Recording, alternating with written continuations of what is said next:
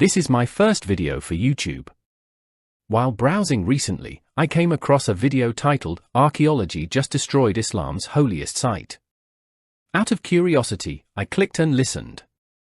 The reason I decided to respond is simple: while the video contains certain factual elements, they are framed in ways that omit critical context and lead to misleading conclusions.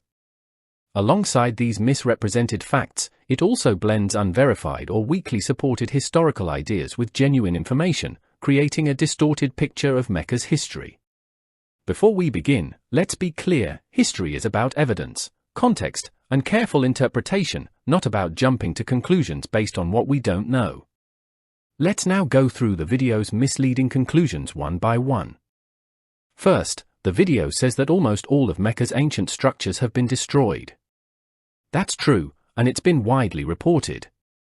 A 2014 Time magazine investigation cited heritage experts estimating that over 95% of Mecca's historic buildings, including Ottoman-era mosques and houses, have been demolished since the 1980s.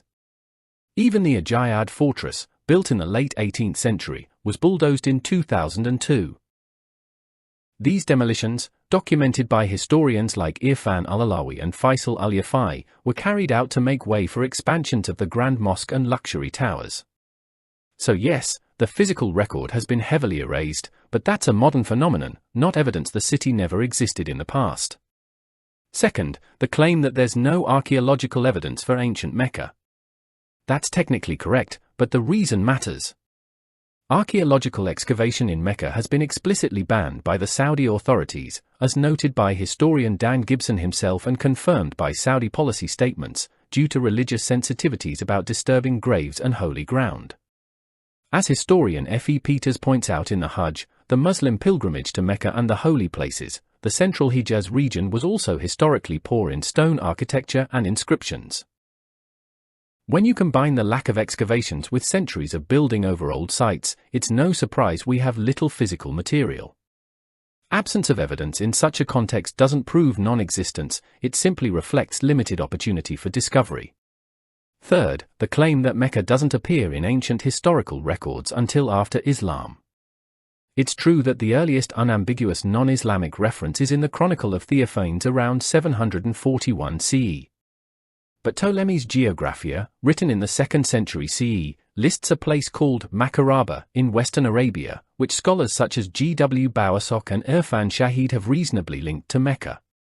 This identification isn't certain, but it shows that an important settlement existed in that general area long before Islam. The reason it's not in Roman or Byzantine trade records is simple. As Patricia Crone notes in Meccan Trade and the Rise of Islam, Mecca wasn't on the main imperial caravan routes and had little to attract outside chroniclers. It was a local religious sanctuary, not an international trade capital.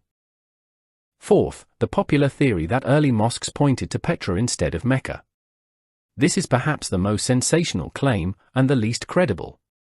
It comes from researcher Dan Gibson, but it's been thoroughly dismissed by scholars of Islamic astronomy.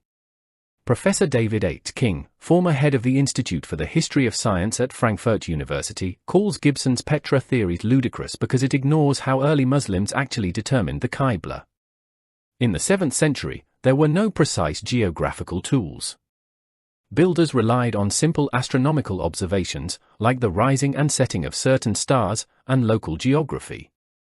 That naturally led to variations of dozens of degrees from today's laser-measured bearings.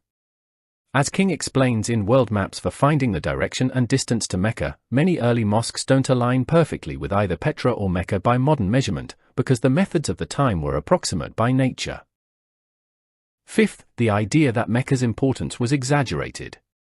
Here, historians do agree that Mecca was smaller than later Islamic tradition sometimes portrays. Robert Hoyland, in Arabia and the Arabs, estimates a population of perhaps 500 to 1,000 in Muhammad's time. Peace be upon him. Patricia Crone argues that it played only a modest role in long-distance trade, though she still accepts its existence and local importance. Even the Quran emphasizes Mecca's sanctity because of the Kaaba, not because of commercial glory. So yes, later storytellers may have magnified Mecca's size and prosperity, as happens in all sacred histories, but that doesn't undermine its historicity. In conclusion, The video is right about the modern destruction of heritage, the absence of archaeological finds, and the rarity of early textual references. But it uses these gaps to suggest the city's Islamic history is fabricated. That leap is not supported by the scholarly consensus. As Glenn Bowersock puts it in The Crucible of Islam, all our earliest Muslim sources and inscriptions point unequivocally to Mecca as the birthplace of Islam. No credible archaeological or historical evidence points to Petra or any other site as Islam's original sanctuary. History has gaps. But responsible historians fill those gaps with context, not speculation dressed as proof.